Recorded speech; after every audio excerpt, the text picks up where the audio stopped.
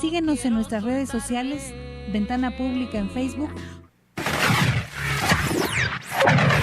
Ventana Pública, la radio social de México.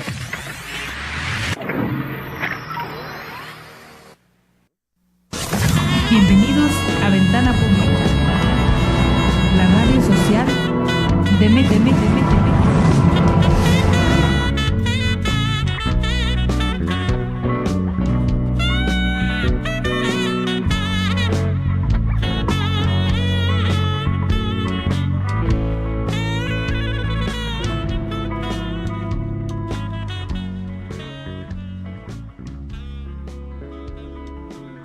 Transformatorio Ciudadano, cultura, política y análisis de la realidad.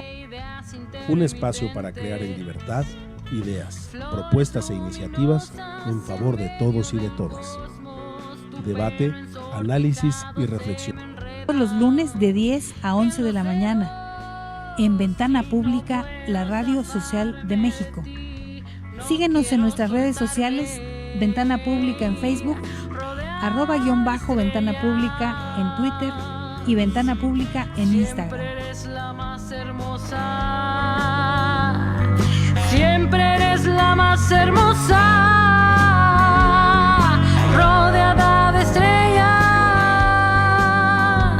No me puedo acercar, tienes la cabeza caliente, no dejas de pensar cómo poder acariciarte. En medio de la lava te sacudes furiosa.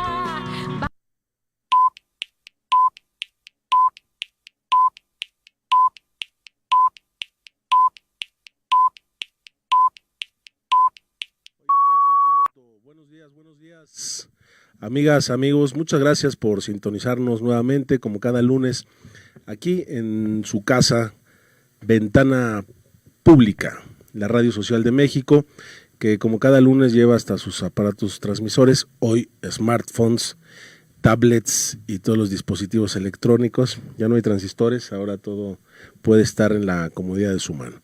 Muchas gracias por acompañarnos un lunes más aquí en Transformatorio Ciudadano, un espacio de creación y recreación, pero sobre todo de análisis de la realidad.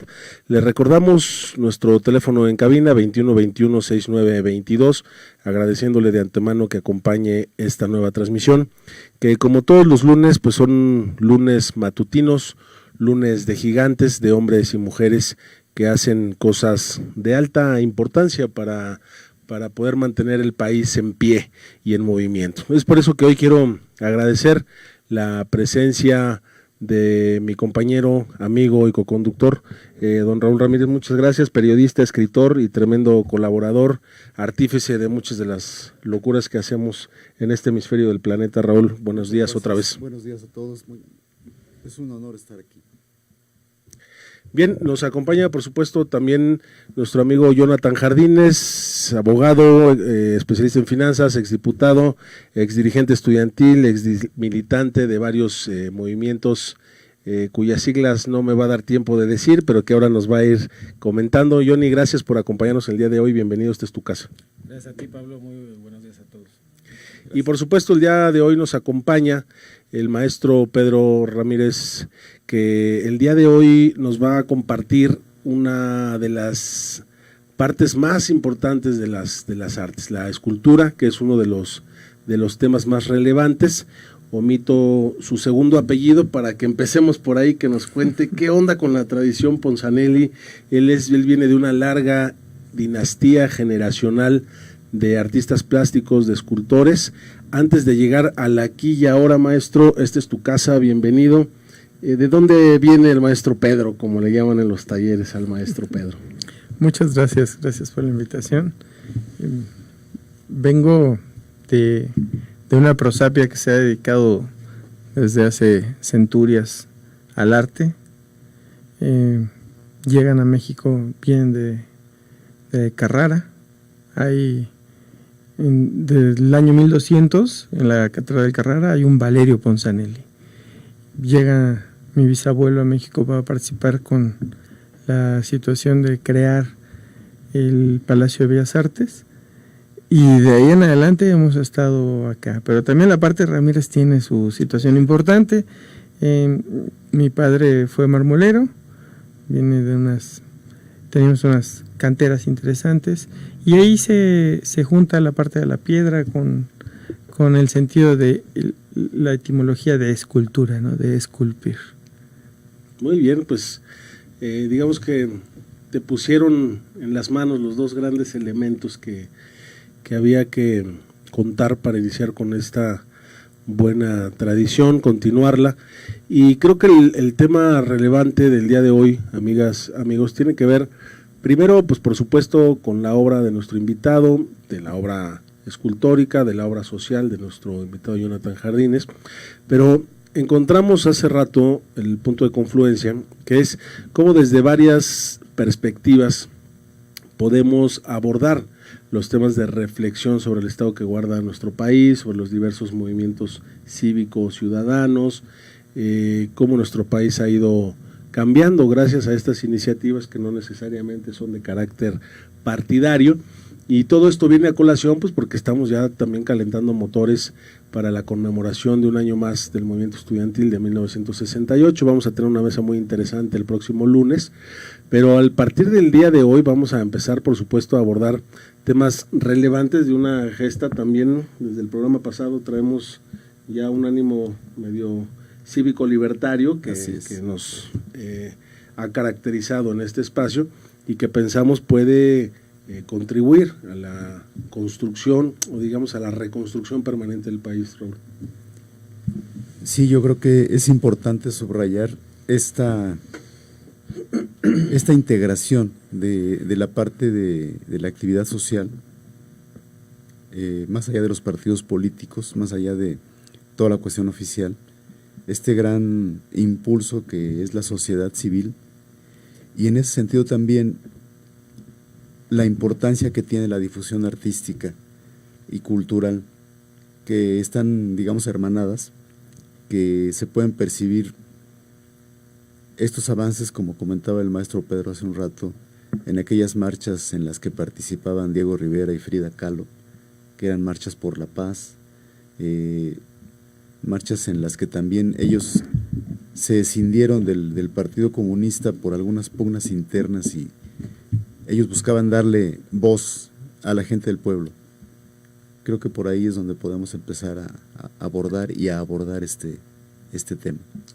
Maestro, tú encontraste también dentro de toda tu vida y obra, tal vez un momento relevante que tiene que ver con lo que viene después de los terremotos, ¿no? Actualmente estás en un proceso de intervención de algunos espacios para con tu obra reivindicar pues no solo a quienes infelizmente perdieron la vida, sino también el proceso organizativo que se desató después de los movimientos telúricos en la ciudad. ¿Cómo está ese tema en tu obra? Bueno, los grandes memoriales siempre han sido importante el hecho de recuperarlos, ¿no? Tenemos desde los años 50, en aquel terremoto cuando se colapsa el Ángel de la Independencia, ha habido algo de gran relevancia siempre en cada uno de los terremotos dentro de este sentido del arte. Ahora el doctor Gabriel Mérigo me hace favor de invitar para colaborar en la parte escultórica de la restauración del Monumento a la Madre, que se colapsa. Estos grandes memoriales que nos dan ejemplo de virtudes, a veces si no los rescatamos de una manera rápida, la gente no tiene ese aliciente nuevo. Se requiere forzosamente la parte de sus viviendas, pero ese es un sentido en el que socialmente se tiene que corresponder hacia una parte propia, el gobierno con la gente, y en el sentido social, en una mayor amplitud, donde podamos decir estamos restableciendo ese tejido social, son estos grandes hitos. Y en esta ocasión pues he tenido el privilegio de estar trabajando para el Monumento a la Madre.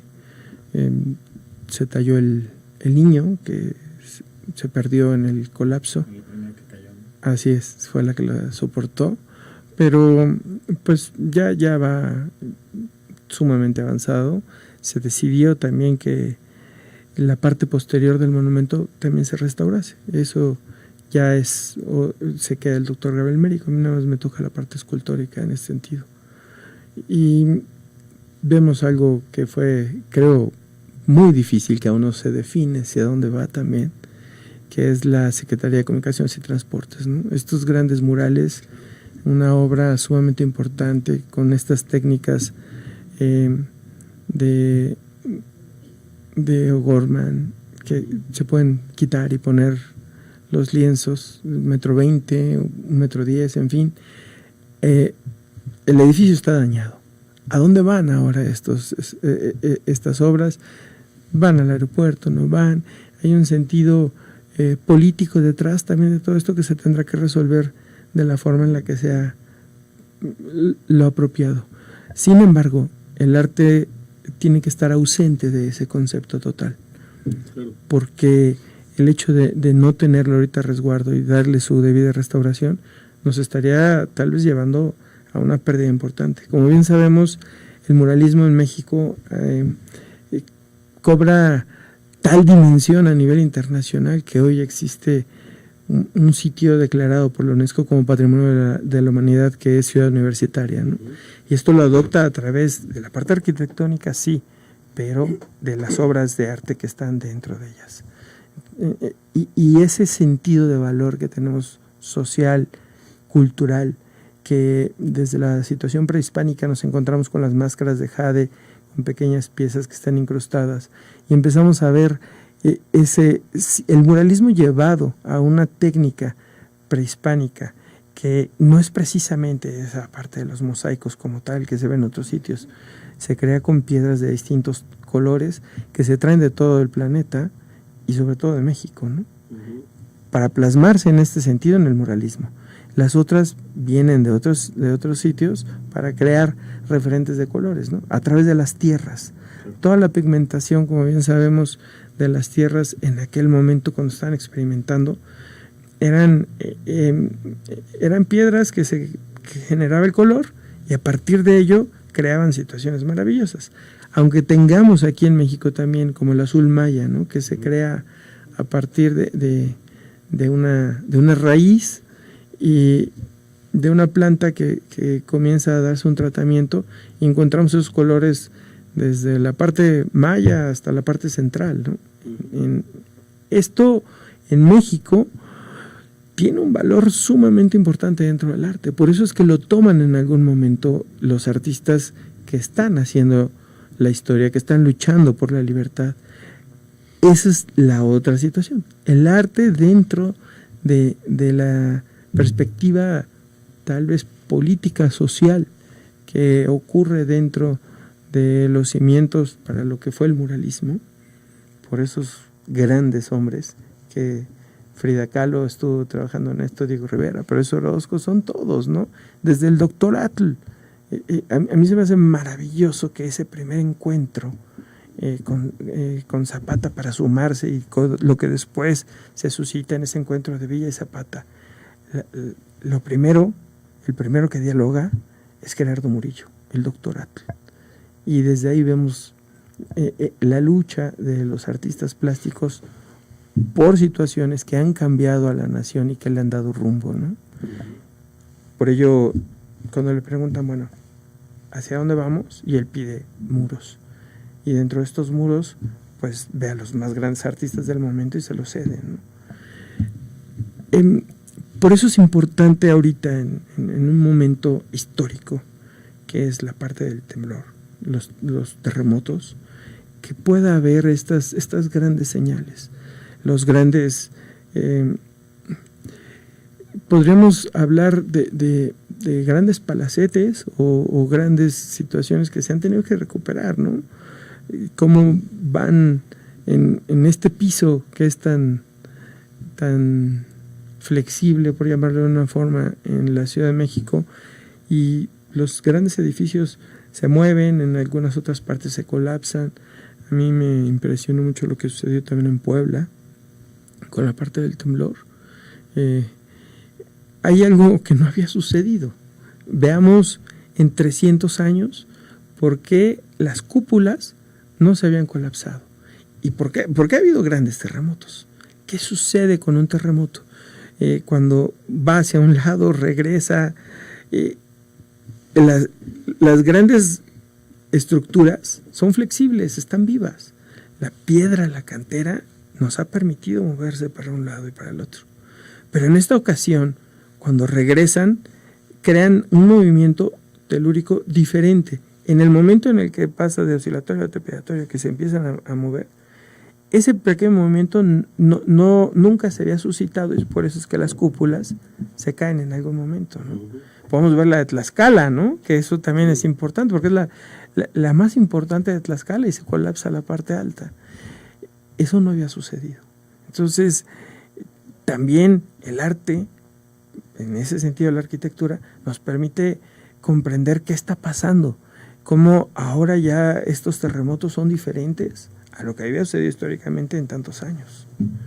Y la gente siente es identidad, y esa identidad de ir al centro de tu ciudad, ir al espacio donde tu sentido sagrado lo vas a volcar, y que de pronto voltees y digas, está colapsado, se dañó. Y es una pérdida social. También, reitero, las casas son primordial para la gente de lo que está viviendo, que es terrible. Pero en el otro sentido cultural y social, así es necesario también preservarlos y la pronta restauración de todos ellos. Yo quisiera recuperar algo que tú comentabas y que me remite a un poema del siglo pasado en donde un buen autor habla de la soledad y del abandono de las estatuas. Y cuando tú comentas que se trata de memoriales, tiene un sentido distinto. Tiene un sentido que, como también comentabas ahora, se convierte en un sitio de reunión de la comunidad, de la colectividad. Por ejemplo, ahora las grandes marchas inician en algún monumento, en algún memorial, y esto le da un sentido social distinto. No es solamente una pieza decorativa, sino es algo que te remite a tu propia historia, a tu propia raíz. Y bueno, uno puede recordar la ciudad de la infancia, que es distinta a la que vivimos ahora, que está llena de espacios diferentes en los que ahora la gente se reúne y que cuando tú eras niño o adolescente no existían.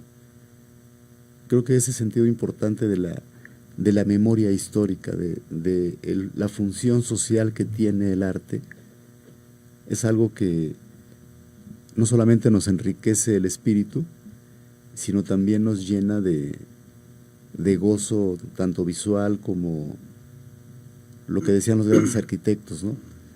La mejor arquitectura genera sensaciones, y creo que en ese sentido yo recupero lo que tú comentabas del memorial, porque nos remite a eso precisamente, a nuestras raíces, quizá no tan distantes, no tan lejanas, pero es algo que también me gusta el concepto cuando dices la piedra está viva, y en ese sentido también el bronce, la cantera, la madera, tienen vida, cobran vida cuando ustedes le dan forma. Sí.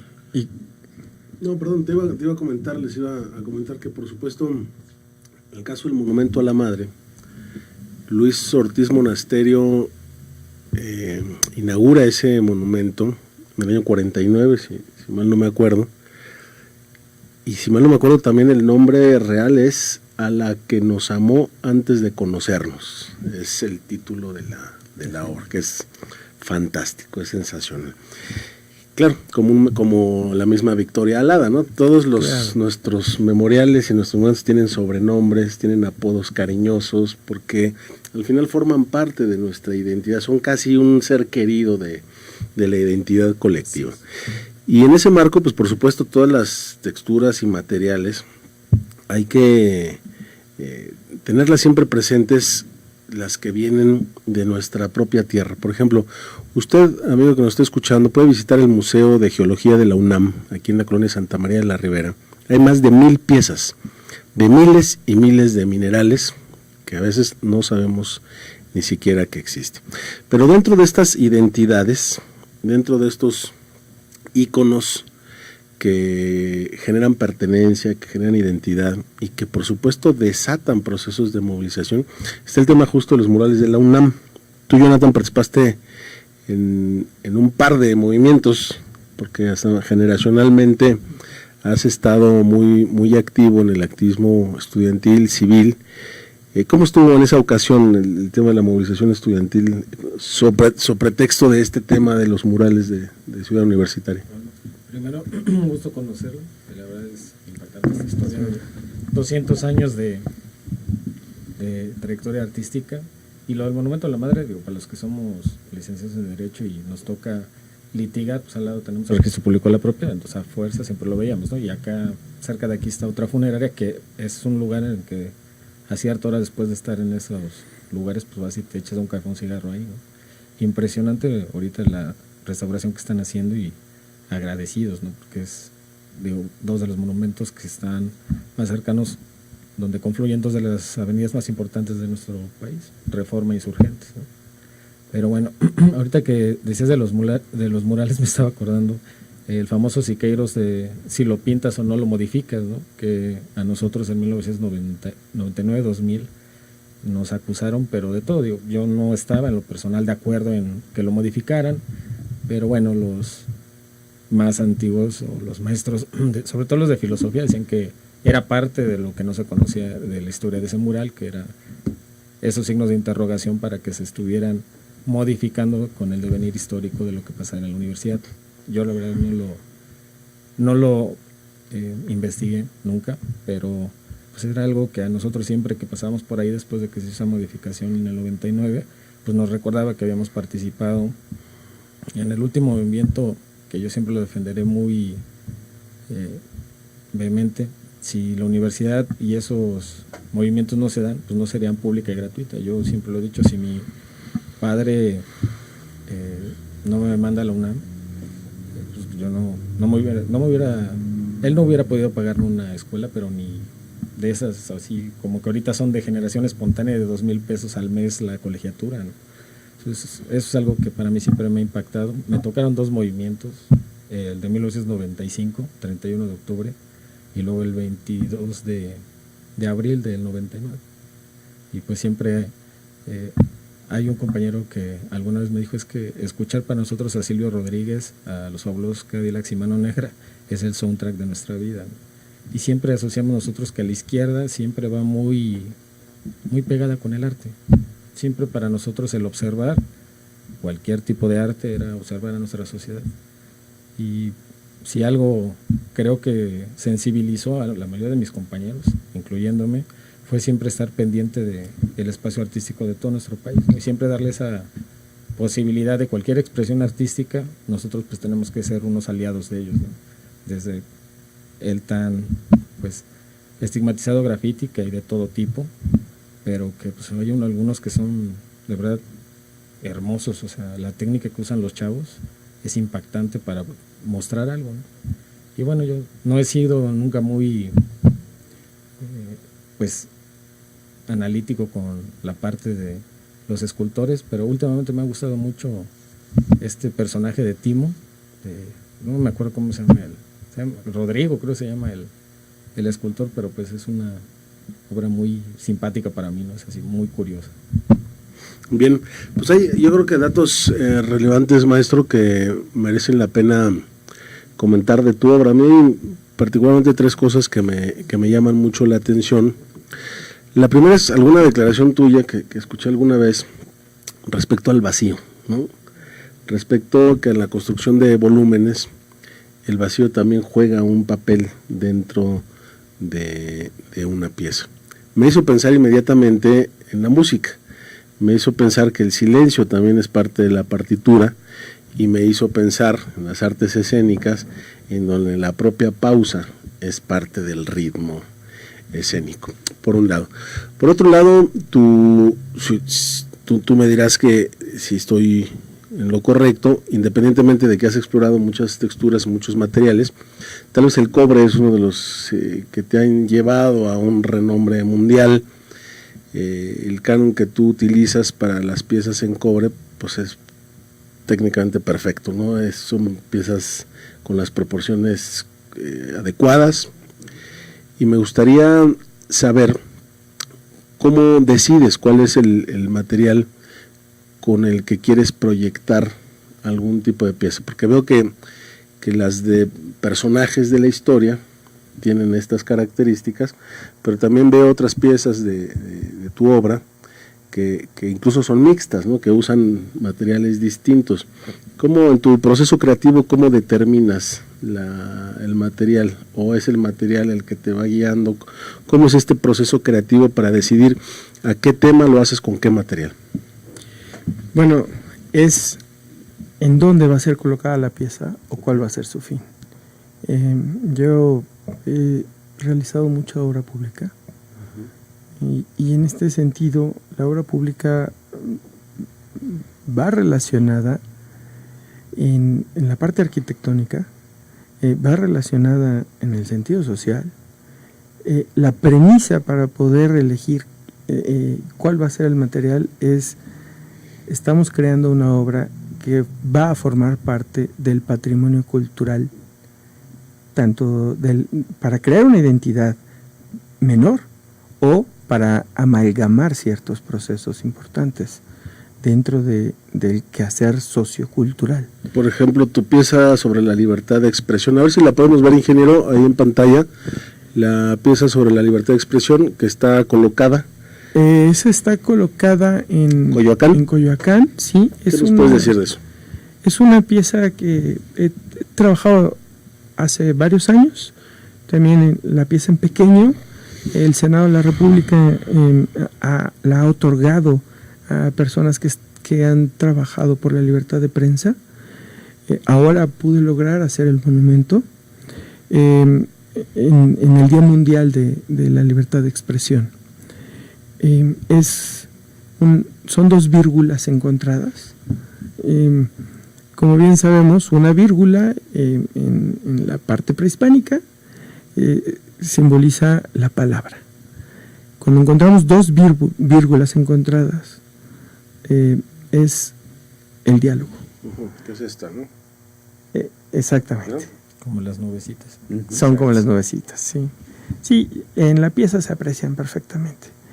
La UNESCO, desde 1973, y antes también comienzan, pero en 73 queda instituido, pero desde antes, con la parte de Picasso, comienzan a pedir y a buscar un icono que hable de paz, y deciden que sea la paloma.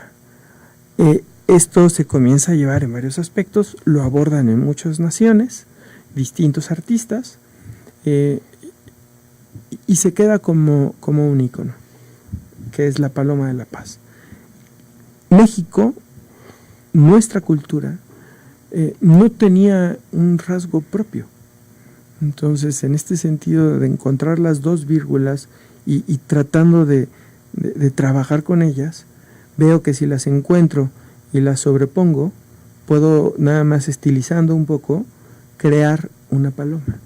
Y la pongo en este sentido de paloma de la paz.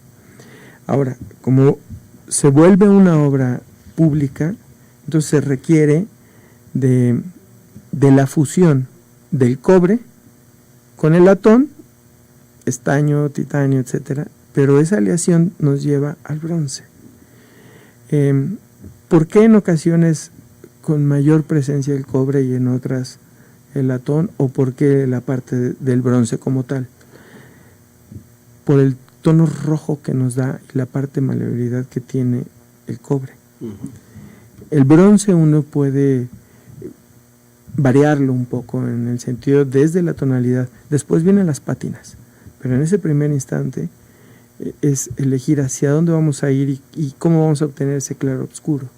Esta pieza la realizo, pero después le damos una pátina blanca con óxidos de titanio que se te oxida hacia blanco, en fin, un poquito para meterla también a esta iconografía internacional de la paloma. Increíble, está buenísimo. Porque además el maestro Ramírez Ponzanelli es un artista contemporáneo que ha pensado su obra para el rescate de la identidad nacional, para la reivindicación de los momentos de alta importancia y sobre todo para preservar y promover nuestro patrimonio cultural e histórico. En este marco, como todos y todas sabemos, hay en todas las civilizaciones muchas piezas emblemáticas que constituyen una fotografía de ese cruce de tiempo y espacio. En las bellas artes, junto con la pintura, la música y la escultura, nacen y se desarrollan junto con la evolución humana, primero pues para fortalecer no solo sus mecanismos de organización, sino para perfeccionarlos permanentemente. Pero en esta coordenada de tiempo y espacio, el movimiento escultórico mexicano contemporáneo, ¿cómo lo ves, maestro? Difícil lo que acabas de preguntar. Hace más de 10 años, en una entrevista, la maestra Elena Poniatowska menciona que ya no existe un Diego Rivera. A mí eso me dejó perplejo. Hoy puedes encontrar grandes artistas consagrados, vivos, pocos. ¿Hacia dónde vamos? ¿Qué está sucediendo verdaderamente? Ese buscar una identidad, amalgamar a los artistas, que vayamos con un rumbo social hacia esta parte de la libertad. Yo lo he buscado, lo he trabajado, pero no lo he podido encontrar. ¿Qué sucede? El artista plástico es un tanto ensimismado en la producción del arte. Cuando ya lo tiene, lo comparte. Hay grandes artistas que los ve uno como crean una unión, crean una escuela, sin embargo, entre ellos se sujetan. Y no existe esta otra apertura, no existe esta comunión para ir adelante.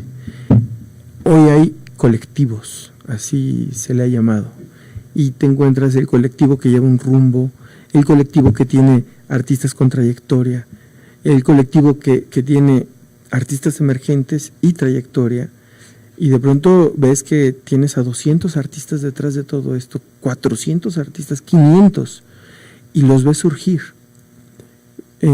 Pero no ha habido esta fortaleza sociocultural que se plasmó el siglo pasado. Es una percepción totalmente personal. Habrá colegas artistas que digan, no, yo sí lo estoy logrando, no, sí está sucediendo. Reitero, yo no lo he visto. He buscado, trabajo en eso.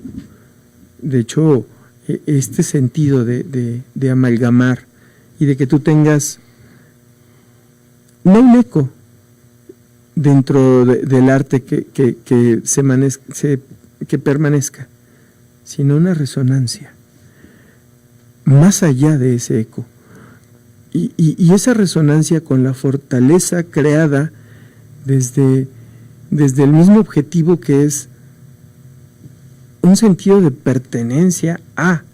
Hoy, esto es impresionante a mi criterio. Te encuentras con quienes te dicen que ya es anacrónico el pensar en una identidad nacional. Desde ahí sucede, ¿Por qué? Porque estás en un sentido de globalización en donde el arte tiene que ser para todo el mundo, donde se tienen que llevar otras expectativas. Pero yo digo, bueno, perfecto. Si nos perdemos y no sabemos qué somos y en dónde estamos, considero que no vamos a poder hablar hacia el sentido externo, ¿no? Totalmente, claro. Vemos, obras maravillosas como Tamayo, ¿no? Vemos la herencia de Tamayo, la vemos viva en el maestro Toledo, y la gente que el maestro Toledo ha tenido, ¿no? Y esa escuela que se ha suscitado, y esa parte de Oaxaca fuerte, grandiosa dentro de todo esto, que creo que ellos tienen su rubro. Sin embargo, ¿en dónde queda la otra parte? Habrá que unirla, pero ¿cómo lo logras? Claro. ¿Está dentro de los propios artistas o puedes buscar a grandes críticos del arte, o puedes buscar... Hoy se han vuelto también muy importantes los directores de los museos, los curadores. Ellos van convocando a distintos artistas y puedes lograr que grandes museos modernos tengan un diálogo hacia el espectador, hacia el propio arte, un poquito más abierto, ¿no? De acuerdo, pero tocaste un tema muy importante. A ver, Jonathan, ¿tú qué piensas del fin de los estados-nación? Porque además hay una tesis económica, sí, claro, respecto a que el nuevo orden mundial que tienen los grandes corporativos ya no tienen país. Su bandera es el dólar y su nacionalidad la especulación financiera. ¿Tú qué piensas de este tema de la identidad nacional, Jonathan? Yo no lo comparto, digo, sé perfectamente de la tesis que hablas, donde dicen que las empresas en realidad son los nuevos estados. Entonces tienes ahí una empresa llamada Ford que tiene un amplio zona de gobierno que puede ser la parte norte de América, etcétera. Entonces tienes una Toyota, Nissan que domina Asia, etcétera. Yo no la considero, ¿no? Al contrario, pienso que lo que está platicando ahorita aquí el maestro, pues es de lo que nos da identidad, o sea, de las cosas que puedes decir, esto es mi país, esto es lo que les digo a otra parte del mundo, esto es lo que somos, lo que, si quieren, desde que producimos, tanto económico, político, artístico, para nada. Yo voy más y seguiré siempre con la teoría de Sibelius, o sea, el Estado-Nación tiene que ver por sus componentes, tanto materiales como inmateriales, ¿no? Yo, al contrario. Ahora, en la parte productiva, si este año que viene, 2019, vamos a empezar con un Estado-Nación que entregó las telecomunicaciones, que entregó los energéticos, que entregó las vías de comunicación. Cuando tú te preguntas sobre la factibilidad de la soberanía nacional, cuando importas más que exportas alimentos, o sea, cuando la alimentación de tu población está en riesgo, realmente se pone en duda la existencia de un Estado sólido, y viene toda esta tesis de los estados fallidos, no solo agregando el componente fundamental, que son los territorios en donde no se cumple la función principal del Estado, que es el tema de seguridad. Y México, pues es un país que está convulsionado, ahorita vamos a ir al tema de la paz, un país convulsionado por años y años de estrategias erráticas en esa materia. ¿Cómo podemos reconstruir un Estado fraterno y solidario? Digamos, sería la pregunta toral que nos lleva a cómo afrontar los próximos años, ¿no? Complicadísimo, Pablo. Lo hemos platicado muchas veces nosotros sobre la propia dificultad y violencia que tenemos en la misma política, ¿no? Entonces, si desde el mismo gobierno no aprende a pacificarse, es complicado que trates de meter en ese sentido a toda una población o a tu sociedad. ¿Cómo hacerlo? Seguiremos reflexionando, pero lo primero sí es hacer a un lado la violencia, ¿no? Pero la violencia en todos sentidos. Platicábamos ahorita del tema de Coyoacán, sobre una tesis de violencia de género para anular una elección, la cual yo estoy encantadísimo que exista. Sin precedentes sería, ¿no? No ha habido una sola sentencia hasta la fecha sobre esa causal, pero yo estoy convencido de que todo lo que lleve para estemos en paz y la violencia la dejamos de un lado, pues todo ayuda, empezando por el arte. Algunos de nuestros profesores siempre decían, ¿no? Para que la sociedad evolucione, tienes que estar haciendo arte. Si no haces arte, no tienes nada más que estarte peleando y haciendo guerras en lugar de pacificar o estar el ciudadano en otros ámbitos que son mucho más nobles que estar peleándonos entre todos. Pero hacia dónde y cómo construir esa paz, pues tenemos un tema muy complicado y tú lo sabes, que es el crimen organizado. Entonces, empezando por eso, ¿cómo lo vamos a desmantelar? ¿Hacia dónde ese desmantelamiento tiene que funcionar? Pues todavía no, yo no le veo una parte con bases sólidas para hacerlo, ¿no? Pensemos Colombia. 50 años llevan tratando de hacer lo mismo y todavía no pueden terminar con eso. Han avanzado muchísimo. Bueno, ya no hay carros bomba, pero tampoco han podido terminar con su problema, que ellos iniciaron mucho antes que nosotros en ese desmantelamiento. Correcto. Bien, pues ahí confluyen varios de los temas, amigas, amigos, que nos hacen favor de sintonizar, y por supuesto agradecemos todos los comentarios, saludos y felicitaciones a nuestros invitados. A nosotros no, porque ya estamos muy vistos, pero muchas gracias por los comentarios hacia nuestros invitados.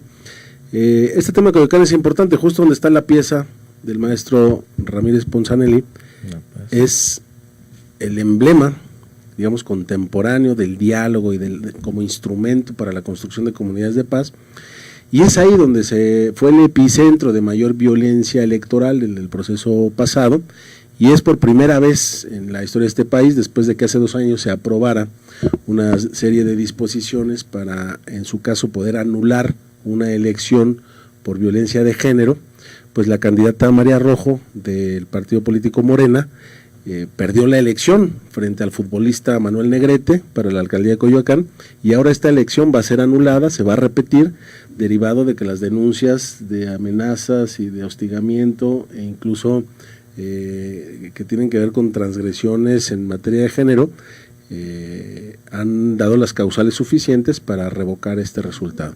Entonces vamos a ir a una segunda vuelta. Atención, amigas y amigos de Coyoacán, muy, muy atentos a cómo se desarrollan sobre todo las propuestas de los candidatos, y por supuesto pues a volver a participar de manera amplia.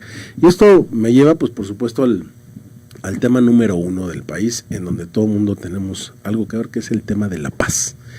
Maestro, tú fundaste una iniciativa, participas de una iniciativa que tiene como objetivo este gran imaginario de la consolidación de un país, no solo sin balas, ¿no?, sino con otros componentes que aseguran la paz y la estabilidad social. ¿En qué consiste este colectivo? ¿Qué tesis defiende? ¿Y cómo fue que acabaste ahí marchando del ángel al caballito?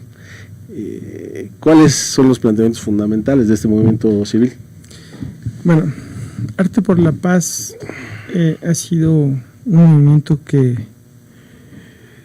surge antes de que la sociedad en general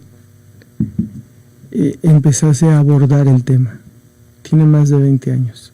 La problemática que nosotros vemos es más reciente, y ya trabajábamos por varios aspectos. De hecho, en algún momento reunimos gente, se hizo un evento aquí en la Ciudad de México por situaciones que sucedían en otras latitudes mexicanas con el cuerpo diplomático, en donde se nos llamó y nos dijeron: quédense fuera. En ese momento yo no entendía qué sucedía. Y después fue cuando comenzamos a ver toda esta parte de la delincuencia organizada, de lo que vivimos todos. Nosotros simplemente estábamos trabajando por ello. Es un colectivo, es multidisciplinario, y nos hemos estado manifestando. Hablamos de una libertad, de un sentido de igualdad, y es una fraternidad a nivel internacional la que se ha estado plasmando en este sentido. Me gustaría platicar un poco también al respecto de Coyoacán. Yo nací en Coyoacán y he trabajado para Coyoacán.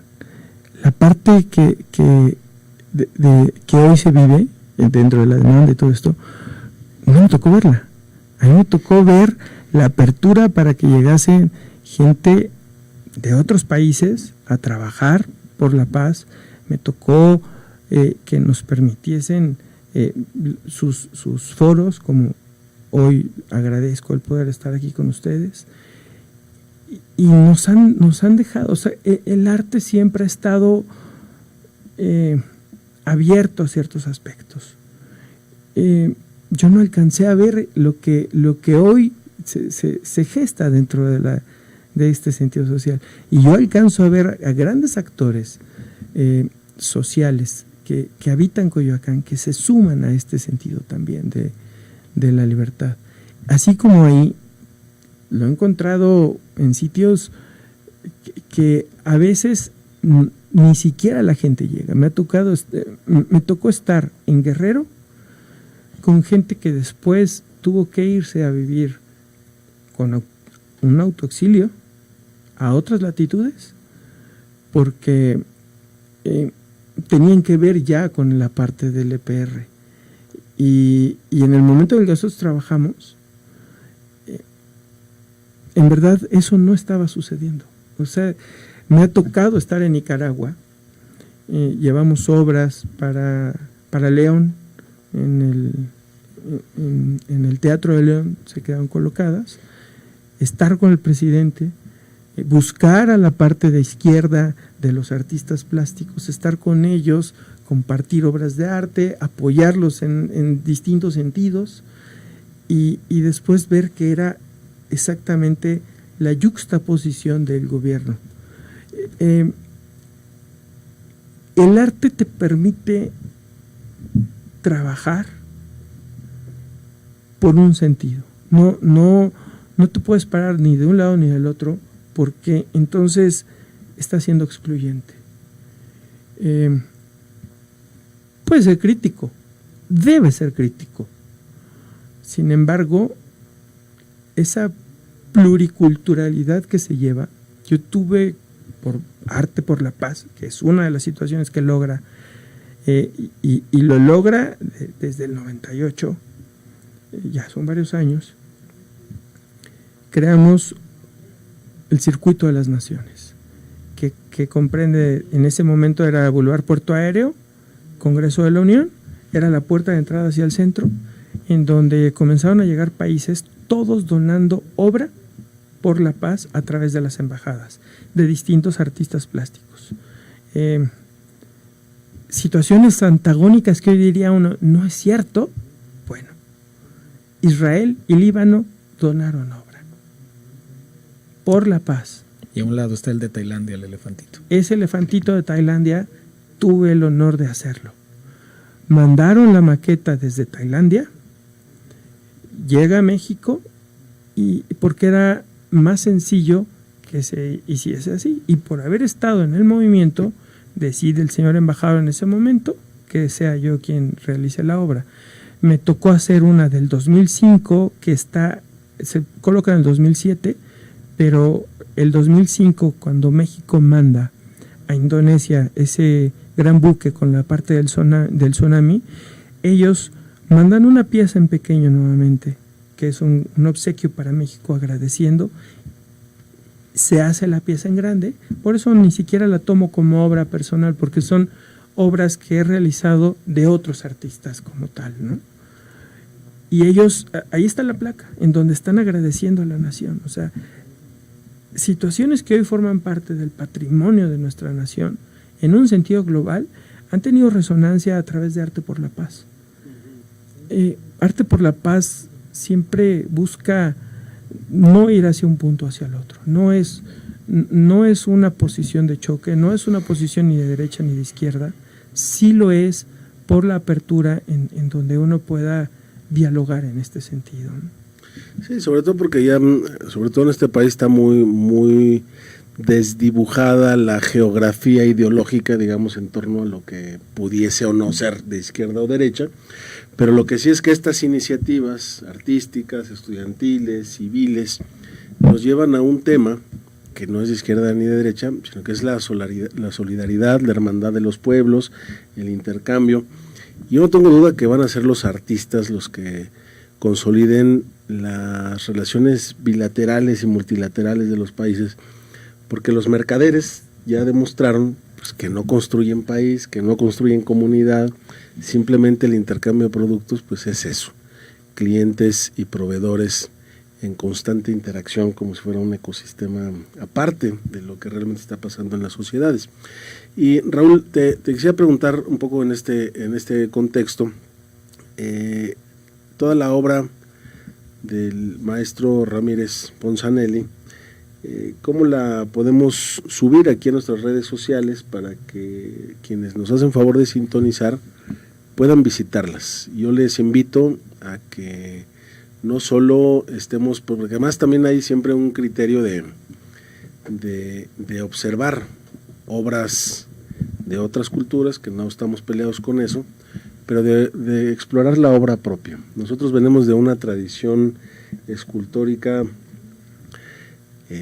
para que nos demos una idea, como de los gigantes de Tula, como de la cabeza olmeca, como de la piedra del sol. Imagínense usted el calibre de escultores que hay en esta mina de artistas nacionales, toda la responsabilidad histórica que tiene aquí el maestro junto con los artistas contemporáneos, pero parte es también la responsabilidad colectiva nuestra de ir a ver, de difundir, de promover, así como vamos al Circo de Soleil, así como vamos a ver a Grecia, la obra escultórica, así como nos gusta ir a Machu Picchu, así como hay este turismo artístico tan muy importante, pues siempre invitamos a empezar por casa. ¿En dónde podemos encontrar? Sobre todo hay una parte que a mí me llama mucha la atención, que fue el intercambio con Líbano, ¿no? De una pieza que hizo aquí el maestro. Sí, una pieza que hizo de un San Charbel tallado en mármol. Allá y acá, ¿no? Allá y acá, tallado en mármol blanco y negro. Y que está, bueno, se puede apreciar en la iglesia de Nuestra Señora del Líbano, allá en el cruce de Churubusco y Avenida Universidad. Es una pieza importante, pero es increíble porque tuve la fortuna de viajar alguna vez con el maestro Ponzanelli y entrando a Chihuahua me decía, yo colaboré en esa escultura que está en una loma ahí en Chihuahua. Me dice, me pasé días dentro de la pierna de una figura, ¿no? Me tocó ahí hacer parte del revestimiento y toda este gran bagaje que ahora que hablaban de la cuestión global y que también el maestro hablaba de una cuestión muy, muy íntima que es el nacionalismo, creo que es importante poder hacer una introspección, recuperarnos como seres, como personas, como parte de un colectivo que es México y sobre todo abrevar de esa gran vena que él me comentaba hace un rato, que es la cultura prehispánica. Nosotros podemos ir al Museo de Antropología y apreciar en el acceso principal la gran figura de Tlaloc, que es una pieza fantástica, increíble, o bien entrar a la sala mexica y maravillarse con la escultura de Coatlicue, la diosa de la tierra. Una pieza que tiene un sentido de abstracción impresionante, que uno la puede ver por primera vez y maravillarse al encontrar un rostro de frente que está construido por dos serpientes y que a los españoles les generó un gran desazón porque decían que era una cuestión como satánica, como diabólica, porque estaban representadas ahí todas las fuerzas naturales, una falda de serpientes y un collar de manos y corazones que tiene un gran simbolismo. Y sentarse ahí a un lado, ver la piedra de Tizoc o ver el gran calendario azteca, y que en esta introspección, en esta idea de recuperarnos a nosotros mismos, nos lleva a recuperar lo que hemos hablado antes aquí, que es la llamada reforma educativa, ¿no? O mal llamada reforma educativa, que está dejando fuera de la formación de los nuevos mexicanos esta parte tan rica que es la cultura prehispánica, nuestra herencia cultural de la época de la conquista, de la colonia, todo eso de lo que podemos maravillarnos en la propia Ciudad de México, que tiene una oferta museográfica enorme y que ahora los padres han dejado de lado estas visitas con sus hijos. el mismo trajín y el mismo tráfago de la vida pecuniaria nos ha dejado fuera, y tenemos en esta ciudad una gran oferta en la que no solamente podemos apreciar la obra de la antigüedad, de las culturas que nos dieron identidad, sino también de nuevos artistas como la obra del propio maestro Ponzanelli, y que están abiertas, y que además hay un componente más importante, que casi todas son gratuitas, no se puede acudir a ellas sin invertir realmente dinero. Y no duele. Esa mala idea de que la cultura cuesta, Sí, claro. aquí se echa tierra, ¿no? Y bueno, venir al Monumento a la Madre, quedarse sentado ahí un rato observando unas tallas maravillosas en cantera, o ir al Monumento a la Revolución y ver esas esculturas en las partes de los brazos del basamento que iban a ser el centro del Palacio Legislativo que había planeado la gente del Porfiriato. O sea, la oferta es ilimitada. Tenemos, la única limitación es la imaginación. Y creo que ahí es donde tenemos que recuperar este sentido de que educar es compartir también. Que no podemos negar parte de nuestras raíces, y no podemos negarnos la posibilidad de ser esta etnia multicultural que somos, para poder ofrecernos al propio mundo. Sí podemos ser globales, pero tenemos que ser antes individuos completos. Asumir lo que somos. Hablábamos hace algunos días también de algunos sectores de la sociedad mexicana que están excluidos de la propia Constitución y que no hemos integrado a nuestro mosaico. A veces renegamos hasta de esas raíces afromexicanas. Y en esta idea de sumar y de aglutinar, creo que el arte es la herramienta más dúctil, más fácil y sobre todo la más placentera. Es correcto, Raúl. Pues bien, hoy ya se tocaron varias piezas que están en Coyoacán. Si usted nos está escuchando en la delegación Coyoacán, pues aquí tenemos un vecino destacado.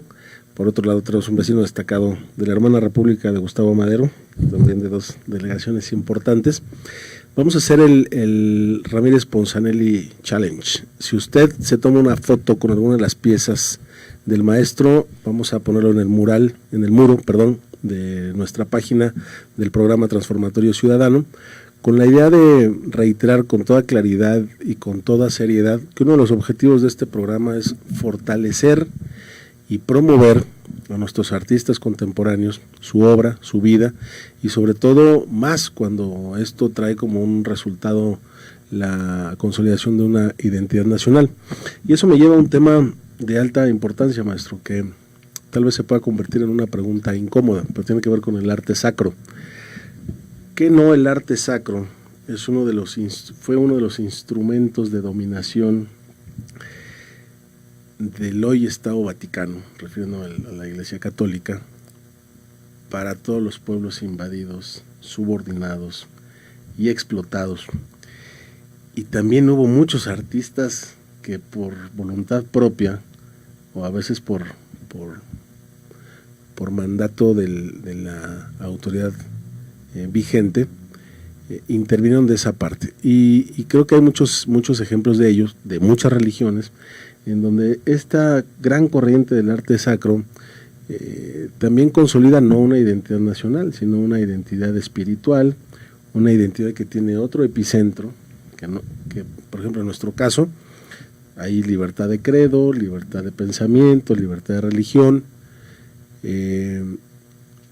Las religiones dominantes no tienen su epicentro en este país, y no obstante hay mucha obra alrededor de eso. Tú hiciste San Chavero. ¿Cuál es tu opinión y tu participación dentro del arte sacro? ¿Qué piensas de eso? Uy, no es incómoda, es riquísima esta pregunta. El arte sacro, desde mi criterio, crea identidad. Si partimos de una nación en donde la mayoría, más allá de cualquier sentido político, me refiero al ámbito social, tiene una creencia que los lleva hacia una identidad: el catolicismo. Podemos partir de dos circunstancias. La primera, yéndome a ese sentido que debería de llevar como un artista plástico, es: ¿cuál es la obra con mayor valor que pueda tener México? El ayate de la Virgen de Guadalupe. Nada más. ¿Cuántos millones de personas van a verla anualmente? Ahora bien, 12 millones. si la gente considera que apareció en el ayate de alguna forma, caray, como haya sido pintada, tenemos ya el otro sentido, el otro contexto. Porque hoy por hoy vive. Hoy esa obra está dentro de la situación nacional. Si hablamos de identidad, si hablamos de lo que sea. Considero que se le ve de una forma más importante de lo que uno puede creer, ¿no? El arte está inmerso en todo, ¿eh? Digo, podemos irnos hacia la bandera, porque el escudo nacional es una obra de arte, ¿no? Veamos ese tipo de paralelos. Para mí el arte sacro da una oportunidad para comunicar. He tenido el privilegio de hacer miles de piezas en lo que va en mi carrera de arte sacro. Y cada una tiene un porqué y hacia dónde va. En una comunidad lacerada por aspectos de violencia y delincuencia, me busca un padre y me dice: quiero una virgen sonriente. ¿Por qué? Porque lo que necesitaban era alegría y esperanza. Y eso a través de la fe. La fe existe dentro de un contexto social y es importante tener respeto hacia ella, ¿no? En ese sentido. Ahora, he tenido la oportunidad de tallar un Cristo resucitado, que para mí ha sido una obra maravillosa. Esa la tallé en madera. Y es el Cristo resucitado que está en unas capillas de una fundación muy importante que se dedica a ayudar y a darle esperanza a miles de niños. La colocación de la pieza, inclusive la parte arquitectónica, que esa no tuve que ver, pero la conozco. La iluminación es en la parte baja, la pieza está en la parte alta. Es decir, esa parte contemplativa de esa obra de arte es para que la gente comprenda que esa resurrección, con ese ícono, pueden llevarla hacia su parte espiritual. ¿Cómo va a transformar a la sociedad? No nada más al niño que vaya y lo estén apoyando. También, aparte de ese niño que lo están apoyando, la otra circunstancia, el hecho de que socialmente el niño donde se pare y que hoy camine y que hoy vaya hacia adelante y que repercuta hacia los demás, van a saber que hay gente que está haciendo algo por el bien. El arte sacro permite una comunicación en donde la gente se va a abstraer de infinidad de circunstancias. Me ha tocado hacer piezas dentro de la situación de otras religiones que no es la que predomina en México, y me maravilla, porque detrás de ello hay una situación milenaria dentro de sus creencias. Totalmente. Que me tocó hacer una estrella de David tridimensional. Wow. Por un encargo. ¿Qué había dentro de ella? ¿Qué formulaba? ¿Y qué esperaba la persona que la obtenía? Porque esa pieza se volvió, por su fe, por sus creencias, algo sumamente un hilo conductor entre la parte celestial y entre la parte terrenal. vámonos a la situación del arte sacro, pero dentro de nuestra cultura prehispánica. México, esta gran Coatlicue, estos grandes tótems dentro de los gigantes de Tula con su mandil para trabajar, donde pueden encontrar expresiones de un punto a otro, son celestiales, son sacras. Entonces, México tiene una situación de centurias o milenios en donde ha tenido el arte sacro presente. No es nada más el arte sacro para que sea manipulado el día de hoy dentro de un sentido cultural.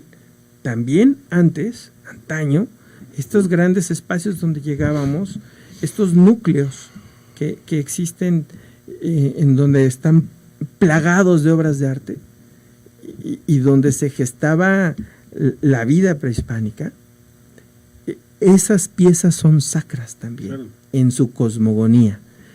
México es un sitio en donde... La misma arquitectura, ¿no? Su génesis es sacra totalmente, ¿no? Absoluto. Entonces, es rico, es maravilloso poder hablar en este sentido del arte sacro para México, porque hoy encontramos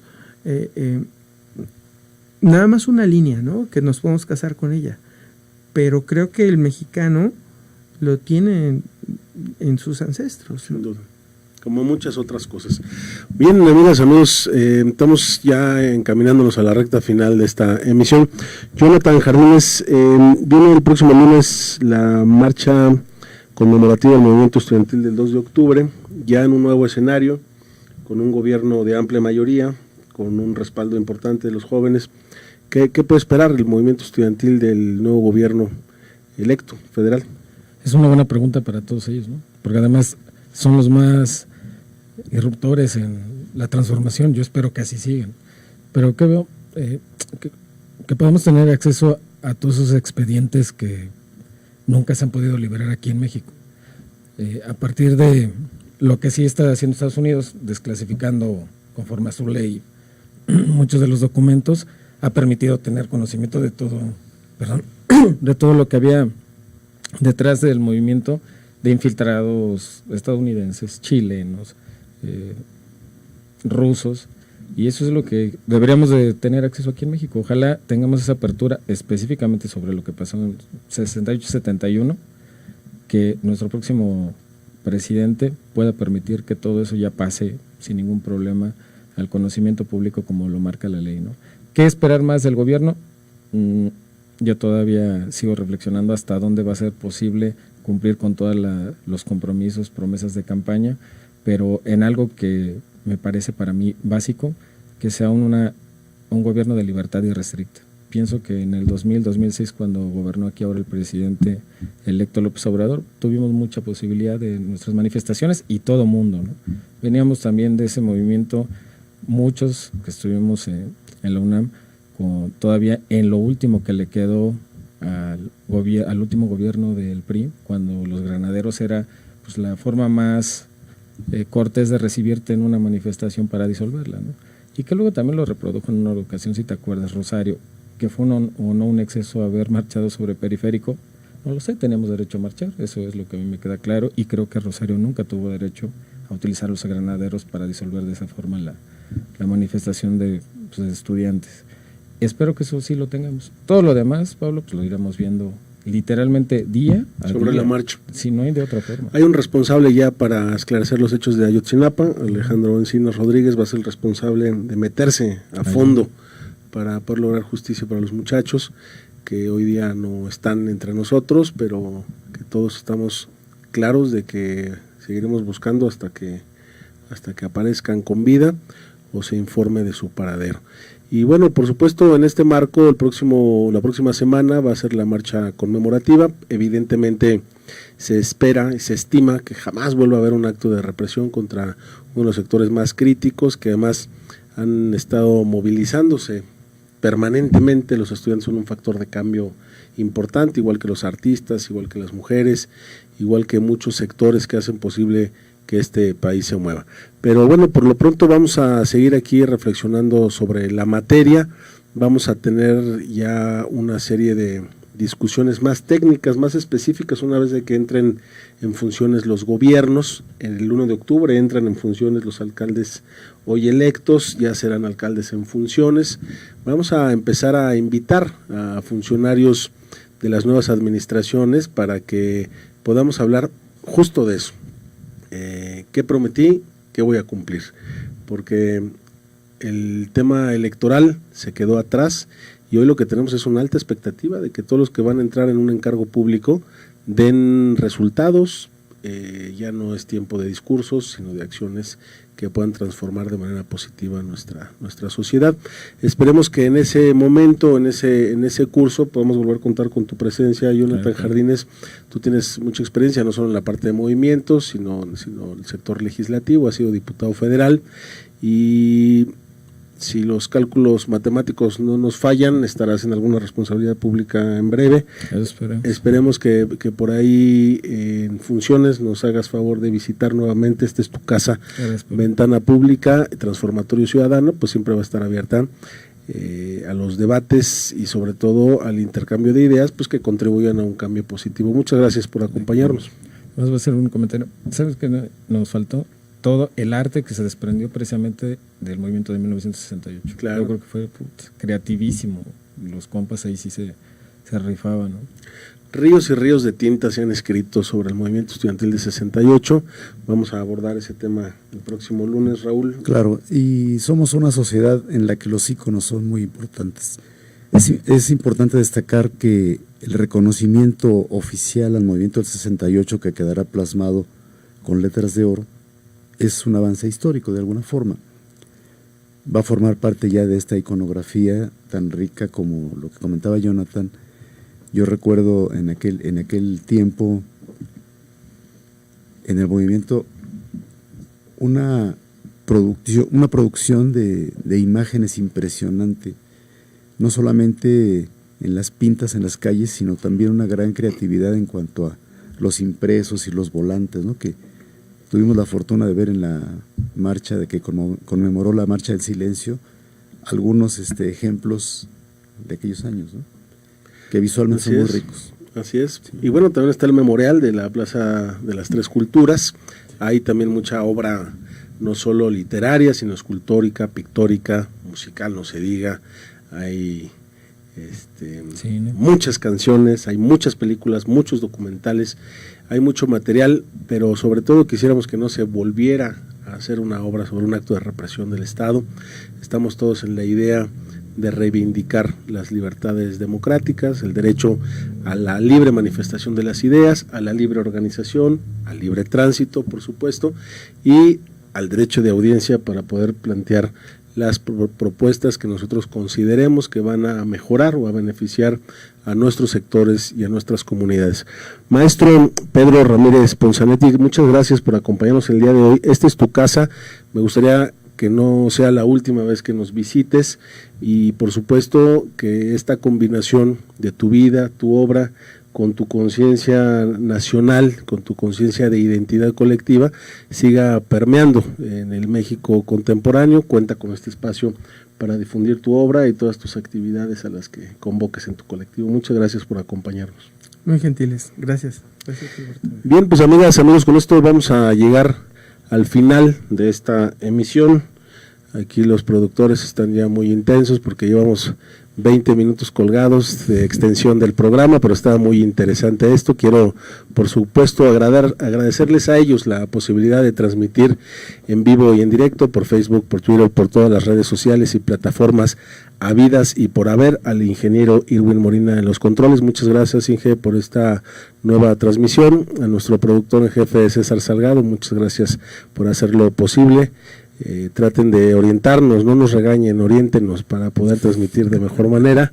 A nuestra jefa y directora general de la emisora, Miriam Cruz, muchas gracias por esta oportunidad de volver a transmitir como todos los lunes aquí en Transformatorio Ciudadano. Les invito a que el próximo miércoles a la 1:00 p.m. no se pierdan Barrio, Crisis y Fútbol con Santiago Rivas, una discusión desde otra perspectiva del deporte nacional, que por cierto no es el fútbol, es la charrería. Así que muchas gracias a todas y a todos. Recuerden generar algo positivo el día de hoy, que de eso dependemos todos. Muchas gracias y buenos días. Ventana Pública, la radio social de México.